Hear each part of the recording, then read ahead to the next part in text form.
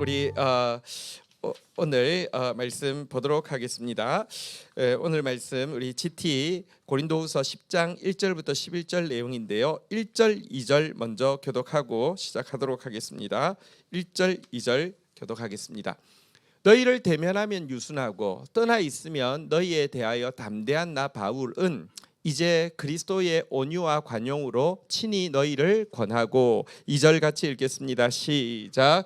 또한 우리를 육신에 따라 행하는 자로 여기는 자들에 대하여 내가 담대히 대하는 것 같이 너희와 함께 있을 때에 나로 하여금 이 담대한 태도로 대하지 않게 하기를 구하노라.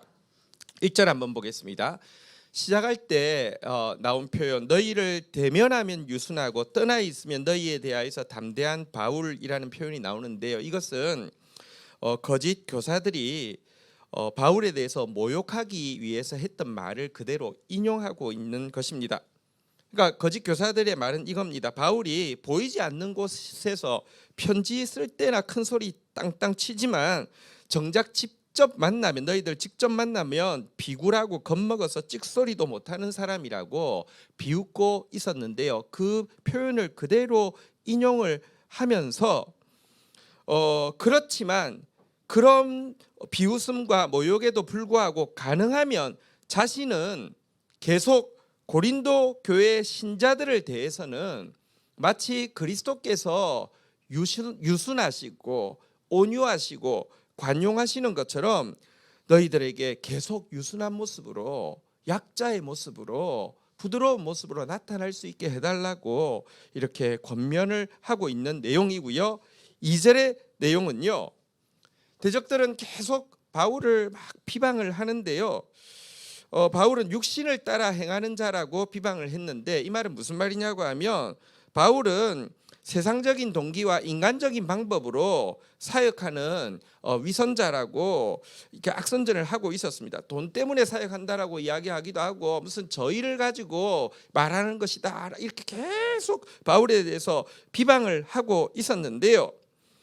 이 같은 거짓 비방으로 고린도 성도들과 바울과의 관계를 이간시키려고 미혹하는 교사들에 대해서는 내가 담대한 태도로 그들에게 나타날 것이지만 두려운 모습으로 나타날 것이지만 다시 한번 권면하기는 고린도 신자들을 대해서는 거짓 교사들을 대하는 태도와 같지 않게 부드러운 모습으로 나타날 수 있게 해달라고 부탁을 하고 있습니다. 오늘 이 내용이 사실은 이제 9절부터 11절에도 또 나오고 있어서 먼저 9절부터 11절을 좀 당겨서 보려고 합니다. 9절부터 11절 교독하겠습니다. 이는 내가 편지들로 너희를 놀라게 하려는 것 같이 생각하지 않게 함이라. 10절 읽겠습니다. 시작. 그들의 말이 그의 편지들은 무게가 있고 힘이 있으나 그가 몸으로 대할 때에는 약하고 그 말도 시원하지 않다 하니 이런 사람들은 우리가 떠나 있을 때에 편지들로 말하는 것과 함께 있을 때에 행하는 일이 같은 것임을 알지니라. 바울은요 9절에 보면 편지로만 무섭게 한다 이렇게 너희들에게 그 거짓 선지자들이 이야기하지만 그런 것이 아닌 것을 좀 알아주면 좋겠다라고 이야기하면서요 10절부터의 내용은 무엇입니까? 편지 쓸 때나 엄하게 말하고 겁주지만 직접 만나면 도리어 자기가 겁먹고 아무 말도 못하는 사람이라고 비웃고 있는 거짓 교사들을 향해서 11절에 보면요 내가 떠나 있을 때 편지로 쓴 그 엄한 글이 너희들 대면에서 볼 때에 나타날 엄한 행동과 조금도 다르지 않다는 것을 내가 분명히 보여주겠다라고 경고하는 내용입니다. 여러분 그런데 이와 같이 여러분 양무리들에 대해서는 계속 온유하고 유순하고 관용하기를 원하고 대적들에 대해서는 때가 되면은 말씀으로 경고한 내용하고 똑같이 두렵고 엄하게 나타나겠다는 바울의 모습과 마음은요 예수님의 모습과 마음과 정확하게 일치되는 것입니다. 예수님의 존귀한 별명 중에는요 한번 따라하겠습니다. 사자와 양이라는 별명이 있습니다. 사도 요한이 이 악한 세상을 볼 때, 여러분 뭐 지금도 세상이 정말 엉망이고 악하지만 사도 요한이 살고 있을 때 네로 황제의 시대에 얼마나 엉망이고 악했겠습니까? 하나님은 왜 심판하지 않습니까? 라고 생각할 수밖에 없는 시대 아닙니까? 그때 그는 두루마리에 7개의 봉인이 찍혀 있는 것을 보았습니다. 이게 열려야지만 세상을 향한 심판이 이루어지는 것입니다. 하지만 이 7개의 봉인을 떼기에 합당한 자가 아무도 없었기에 사도 요한이 막 크게 울고 있었습니다. 그때 하늘의 24장로 중에 한 장로가 와서 위로하면서 유다 지파의 사자가, 그러니까 라이온 오브 주다, 유다 지파의 사자가 이 세상을 이기셨기 때문에 그 두루마리의 7인을 떼기에 합당하다라고 이야기해 주었습니다. 그래서 그 무서운 사자가 나타나기를 기다리고 있었습니다. 그런데 보니까요, 구원받은 겸손한 백성들을 향해 가지고 나타나시는 예수님의 모습인 어린 양의 모습으로 등장하셔서 그 두루마리를 가져오라고 하시고는 그 인을 떼고 있는 모습을 그가 보게 되었습니다. 사자가 아니라 온유한 어린 양이 나오는 모습을 보게 되었는데요. 이것이 구원받을 겸손한 백성들에게는 끝까지 온유한 어린 양으로 나타나기 원하시고, 심판받을 거짓된 자들을 향해서는 가장 무서운 사자로 나타나기를 원하시는 예수님의 마음을 잘 보여주는 표현입니다. 예수님은요, 사자면서 어린 양입니다. 그런데 바라기는 여러분들에게 예수님이 사자가 아니라 어린 양으로 나타날 수 있기를 주의 이름으로 축원드립니다. 그러니까 바울이 계속 부탁하는 거예요. 계속 내가 온유하고 관용한 모습으로, 유순한 모습으로 나타날 수 있도록 좀 도와달라고. 왜냐하면 사자로 나타나지 않으면 정신 못 차리는 사람이 너무 많기 때문에 그렇습니다.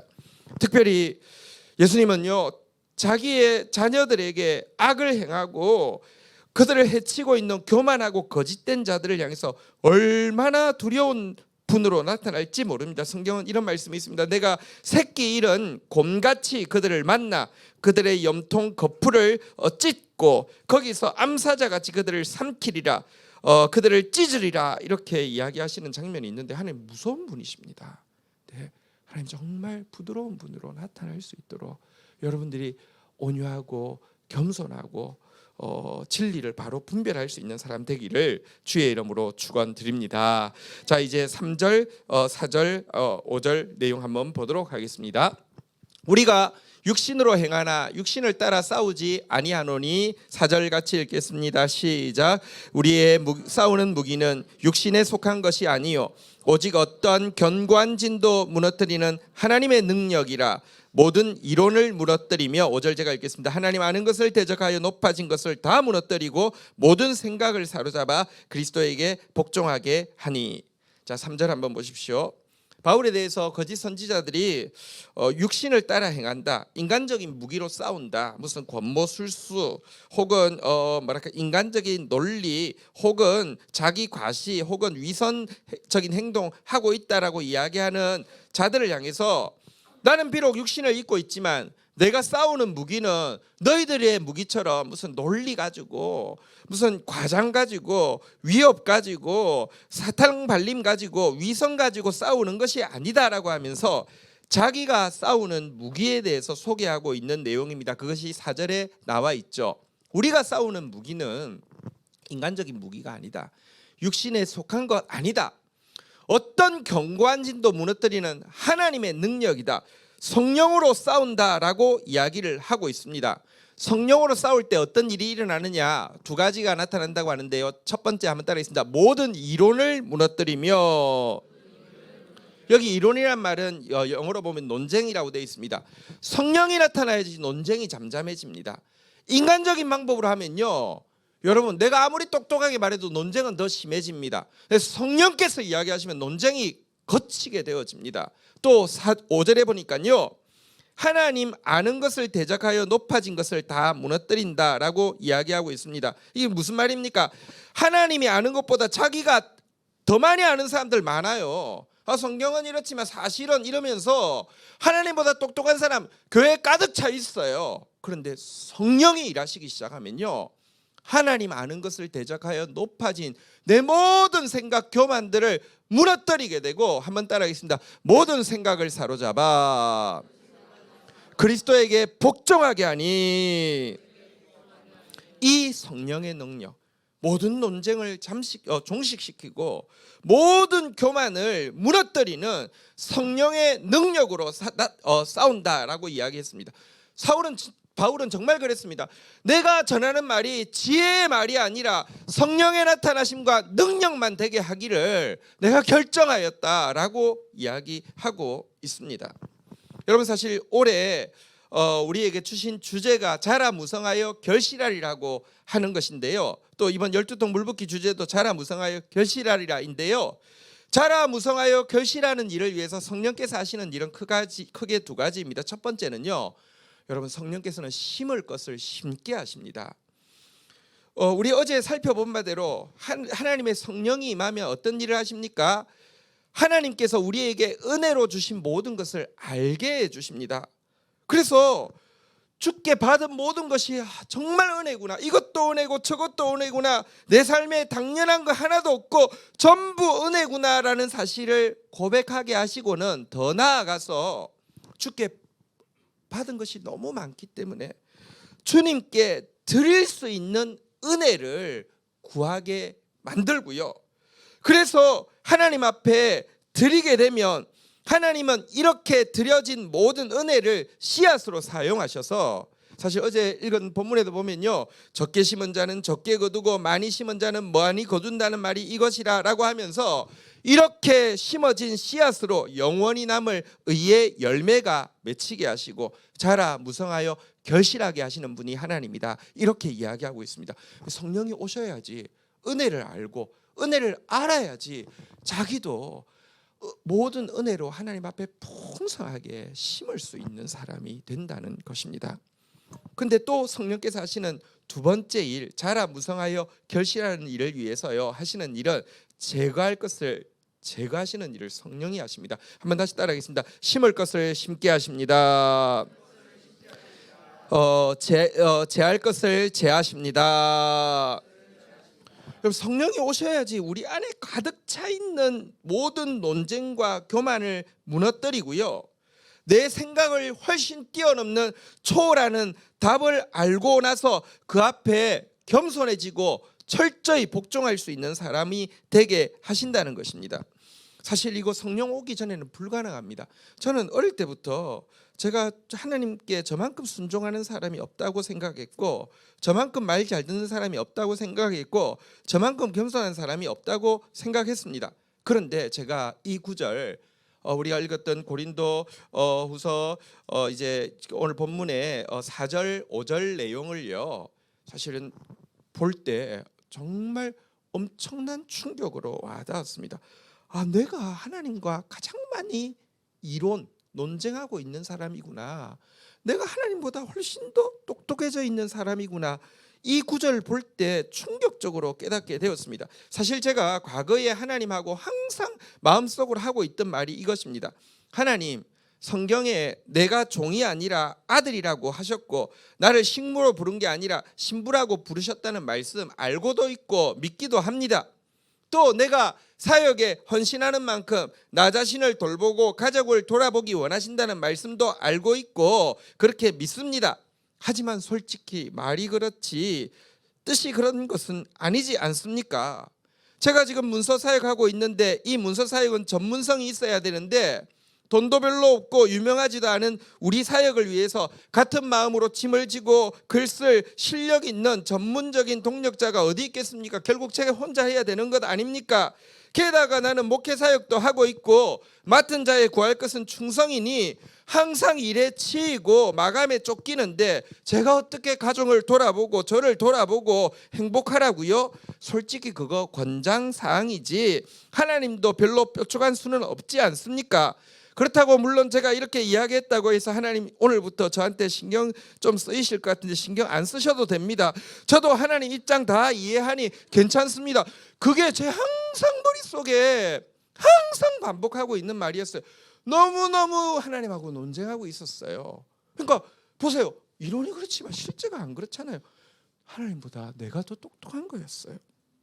그런데요, 이 말씀, 내가 답이 없다고 생각하면 하나님도 답이 없을 것이라고 우기던 이 교만이요, 성령이 진짜 팍 임하고 나니까요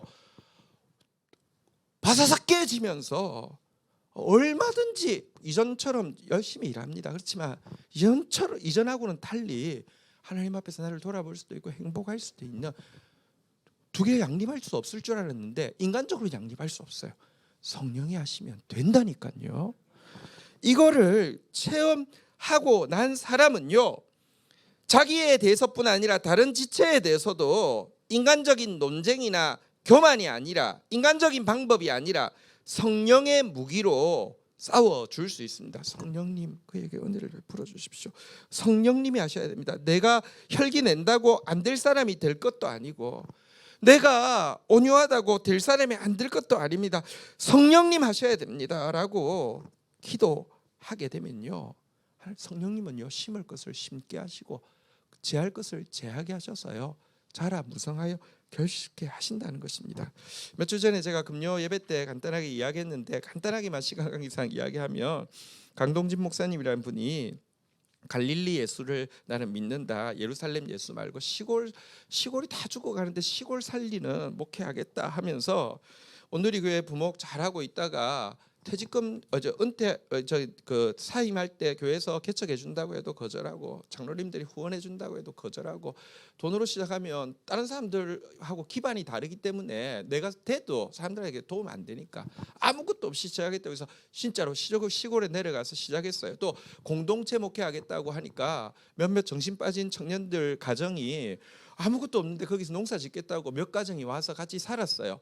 이 정도면 정말 위대한 하나님의 일이 이루어지지 않겠습니까? 5년 지나고 나니까요, 농사해서 밥 먹고 그다음에 뭐 돼지 쳐서 이제 돈 벌어 가지고 그것 가지고 선교하겠다는 거였는데 5년 지나고요 완전 알거지가 되어 가지고요. 그런데 온 사람들은 만나면 매일 논쟁하는 겁니다. 완벽한 공동 소유가 성경에 이야기하고 있는 거지 어떻게 가정을 인정하느냐고, 어떤 사람은 칼빈주의로 그런 게 아니라고 맨날 피 터지게 싸우고. 아니, 좋은 뜻으로 해도요 성령이 임하지 않으면요 싸움밖에 안 되고 열매 없습니다. 그래서 쪽내기 위해서 우리 마지막으로 이래가지고는 이제 새해 되면 또 어지부지 뭐 이렇게 씨 뿌려야 되고 하는데, 이거 쪽내든지 확인하기 위해서 마지막으로 11월 말에 2박 3일 이틀 동안 우리 싸울 거 다 싸우게 한번 모이자 그래가지고 이틀 동안 피 터지게 싸웠대. 아침 먹고 싸우고 점심 먹고 싸우고 저녁 먹고 싸우고 그다음날 아침 먹고 싸우고 점심 먹고 싸우고 저녁 먹고 싸우려고 하는데 성령이 임하신 거예요. 성령이 임하시니까 그렇게 잘났던 사람이, 그렇게 교만한 사람이, 그렇게 말싸움하던 사람이 완전히 무너져서 그 뭐 음악도 없고 뭐 생소리밖에 없는데 6시간을 전심으로 회개를 하고 공동체가 하나가 되고 나니까 이상하게 그 다음 해부터 농사를 지어도 되고요. 워낙 돼지 쳐가지고 선교하려고 했는데 열심히 돼지 똥 치우고, 아직도 돼지에 대해서 잘 모르겠는데 어느 날 하나님 성령께서 이야기하시더래요. 너 뭐 하고 있냐? 그래서 돼지 똥 치우고 있잖아요 했더니 닭 그러시더래요. 그래서 예, 그러니까 닭 그래서 예, 그러니까 닭 키우라고 그래가지고 닭을 키우기 시작했는데요. 진짜 정말 닭에 대해서는 세계 1인자가 되었어요. 이분이 키우는 방식, 이분이 세우는 축사, 이게요 전 세계 선교지에 10만 군데에 가가지고요 온 세계에서 일하고 있어요. 진짜 어제 말씀하셨잖아요. 출발이 뭐라고요? 한번 따라하겠습니다. 모든 은혜가 넘치게 하사. 과정에 어떻게 하신다고요? 모든 일과 모든 것이 넉넉하여. 결과가 어떻게 된다고요? 모든 선한 일을 넘치게 하게 하리라. 정말 그 한 가지 생각으로, 시골 살린다는 한 가지 생각으로요 10만 군데, 선교지 10만 군데면요 정말 상상도 못할 일이에요. 근데 그게 현실이 되게 하신다니까요. 모든 선한 일 뜻만 있으면 그 시골 선교와 관련돼 가지고는 못하는 일이 없게 하나님이 해주셨다니까요.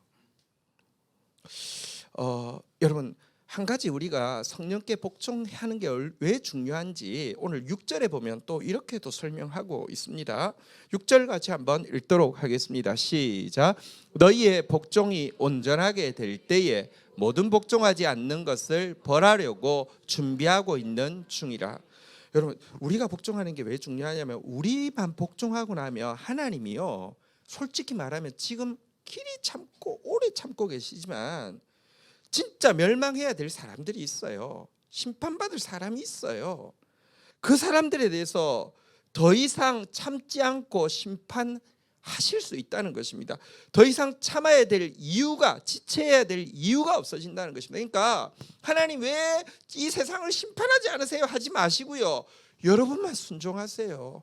여러분만 여러분들의 논쟁과 교만을 성령으로 말미암아 부서지고 철저히 복종하고 나면 하나님도 심판하고 싶다니까요.